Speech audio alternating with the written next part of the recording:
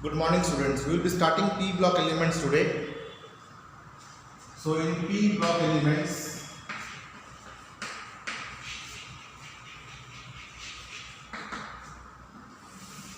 we have to first of all learn about the general trends of the properties of all P block elements starting from group 15.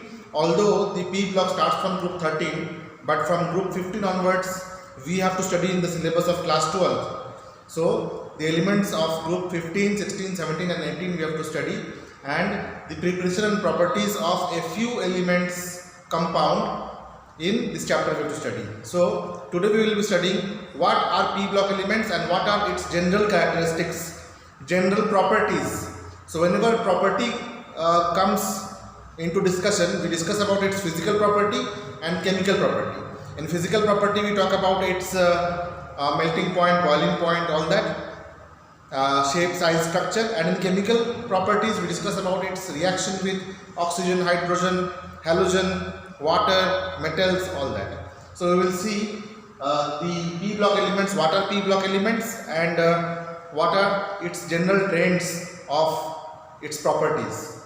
So P block elements are the elements,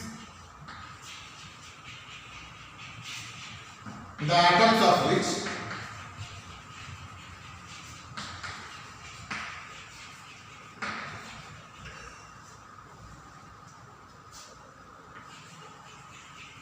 has general electronic configuration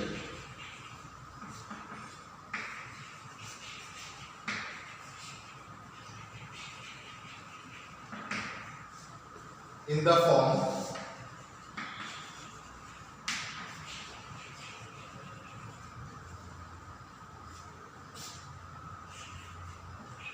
any noble gas configuration followed by NS 0 or 1 to 2 and or say to NP 1 to 6. So this means that the valence electron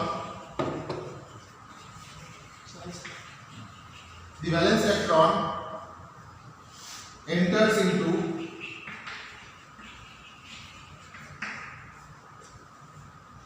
outermost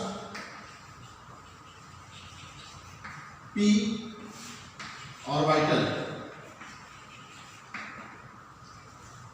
Example, let us take an element of group 15, say phosphorus, 15, atomic number 15.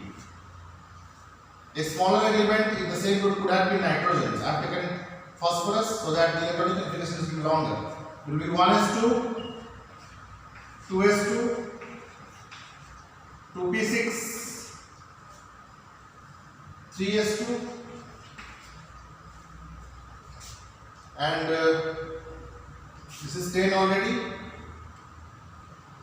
12 and 3 are left, so 3p3, so it will be 1 to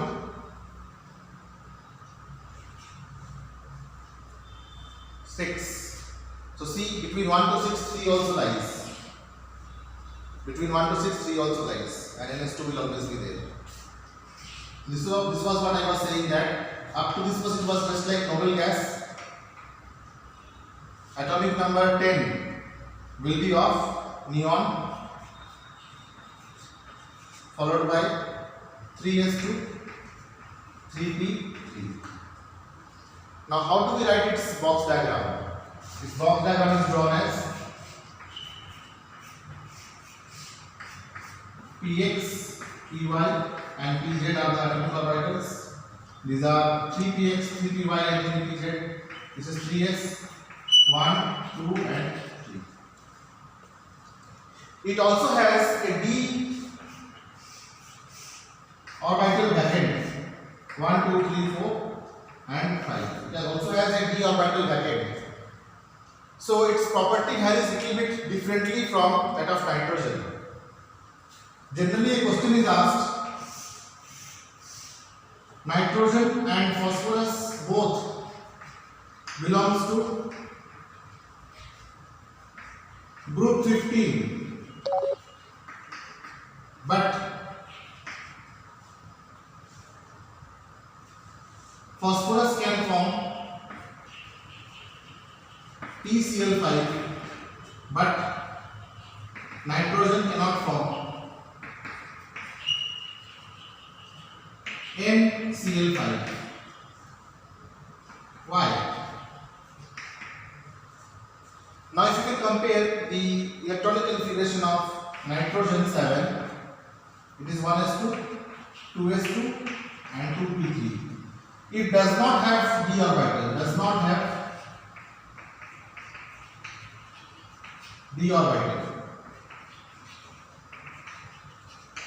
Since nitrogen does not have d orbital, it cannot extend its covalency. But in case of phosphorus, this electron can be promoted and can form sp3d hybrid orbital. This can form sp3d hybrid orbital. It can form sp3d hybrid orbital. Hence, PCl5 can be formed, but NCl5 cannot be formed. This kind of questions are generally asked, and many reasoning based type of questions can be framed from the characteristics of p block elements. Next, let us see group 16 elements.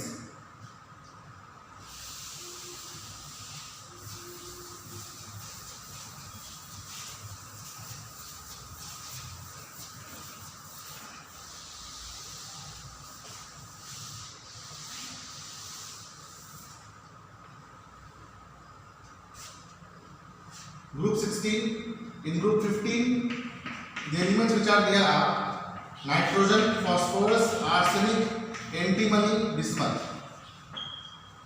And in group 16, oxygen, sulfur, selenium, tellurium and polonium. So as you go from top to down, what happens? Electronegativity decreases. And metallic property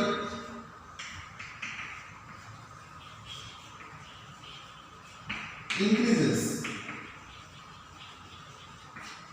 Now if somebody asks you that why selenium is more basic in nature as compared to oxygen, or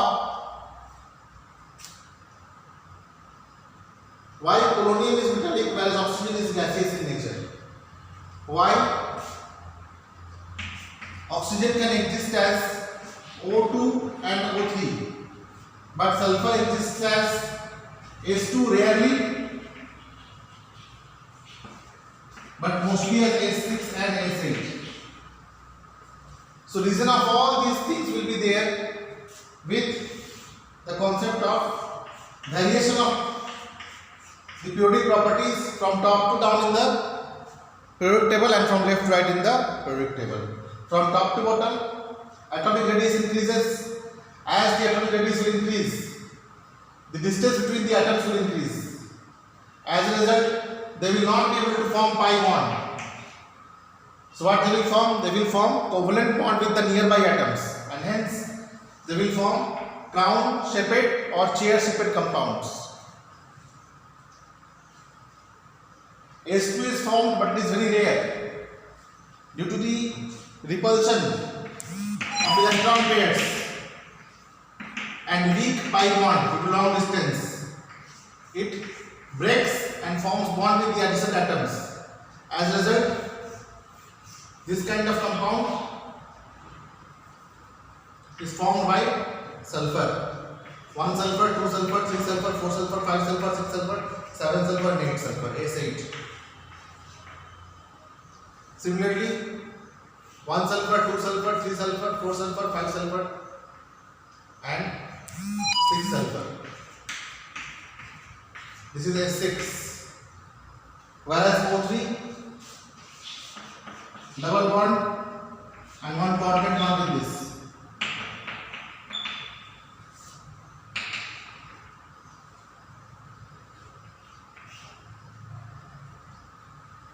So questions are generally asked that why one electron has a particular type of structure whereas the element of the same group does not form that particular type of electron. Like oxygen can form O2 and O3, but sulfur forms S6 and S8, not S2 and S3. S2 is formed and that too very rarely in vapor state. So these kind of questions are asked. Next,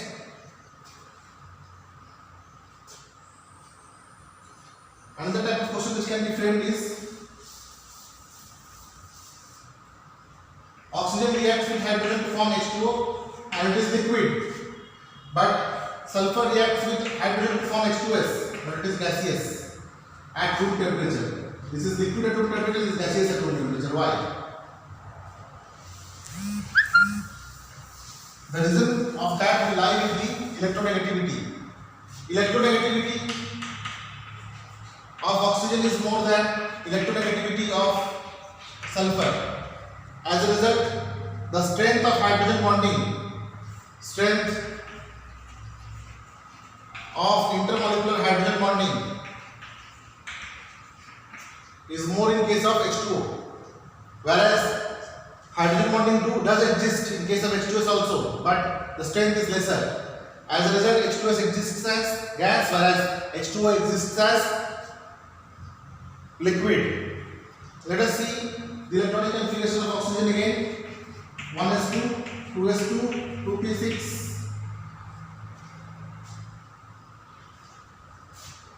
3s2.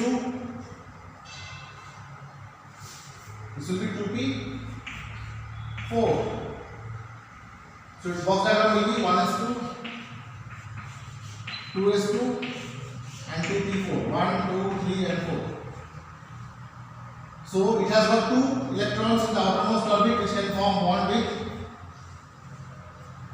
any other atom which has got one electron and wants to bond with it. Like it can form one bond with one hydrogen, another bond with another hydrogen.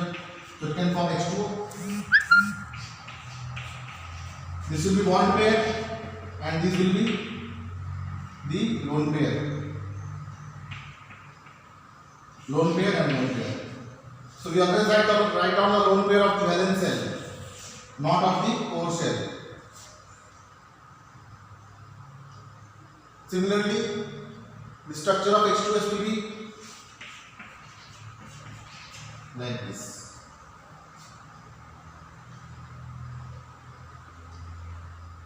Now we will see the elements of group 17.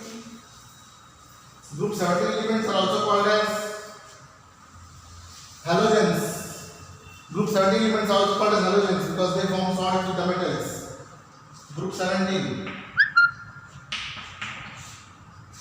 Fluorine, chlorine, bromine, iodine and acetylene. Its electronic configuration will be 1s2, 2s2, 2p5. That means it will always require one electron.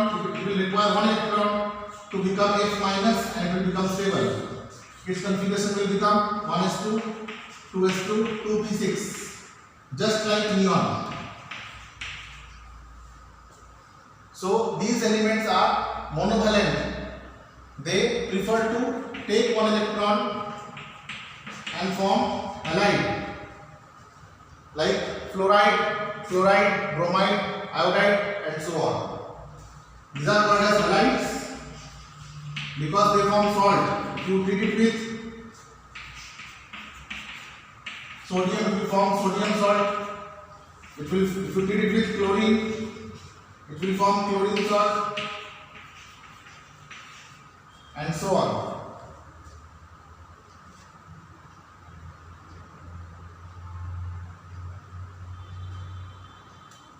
Fluorine is more electronegative than chlorine. It is electronegativity of fluorine is more than electronegativity of chlorine. But electron affinity of chlorine is more than electron affinity of fluorine. This question is asked. that although electronegativity of fluorine is more than electronegativity of chlorine, but why electron affinity of chlorine is more than electron affinity of fluorine. So these two terms sounds very similar but has got different meaning. Electronegativity is the tendency of any atom to gain or lose electron, whereas electron affinity is the energy released when 1 mole of electron is absorbed on the valence shell of any isolated gaseous atom. Now, since fluorine atom is a very small atom, it has got high interelectronic repulsion. Due to high interelectronic repulsion, although it has high tendency to gain electron, but the electrons repel and electrons don't prefer to come close to each other. As a result of which what happens, the electron affinity, that means the energy released when 1 mole of electron is absorbed on the valence shell of any element, in case of fluorine, is lesser as compared to that of chlorine. So we will discuss these things in more detail in our subsequent classes, when we will discuss each of these groups in detail.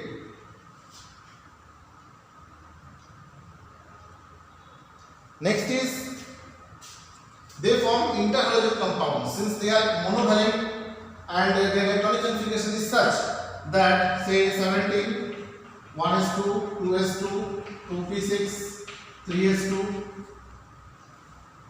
3p5 and 3d is also there. So it can extend its covalency and hence it can form a number of different compounds. Not only chlorine, bromine and iodine can also form a number of compounds. It can form ICl, it can form IF7, it can form ClO3, it can form ClF. So these are interhalogen compounds. These are the oxohalides. So in this way they form variety of different compounds. That also we will be studying in its properties when we will go through the detailed study of its periods, means its group. Now we have seen, since the number of electrons filled up in the subsequent shells from group 15 to group 18, from group 15 to group 18 the number of electrons filled in the subsequent p orbitals starts from 3 to 6. So its valency will also be from 3 to 6. Let us see how. Nitrogen can form NH3. Phosphorus can form PH3. It can also form PCl3. It can also form PCl5.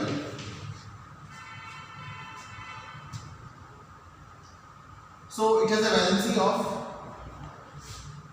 -3, -5,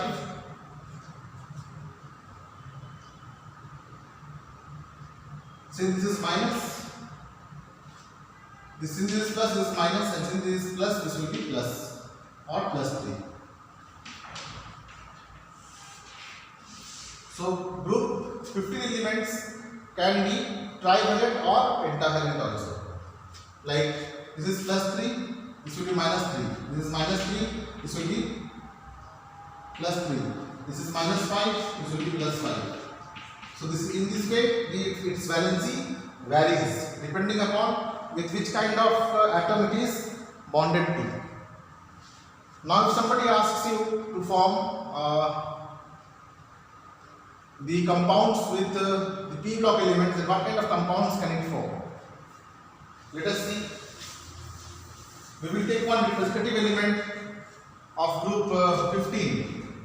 Group 15 has valency. Group 15 like nitrogen or phosphorus.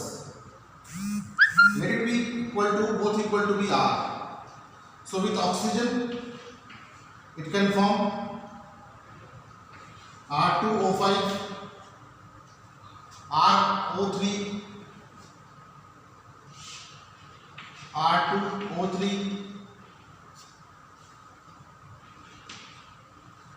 with hydrogen it can form RH3, with chlorine can form RCl3, with any halide it can form RH3 or RH5, with water it can form acid like H3, RO3 or H3RO5,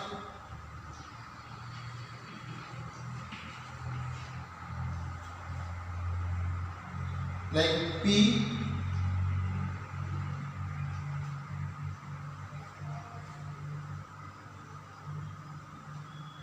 H3PO4,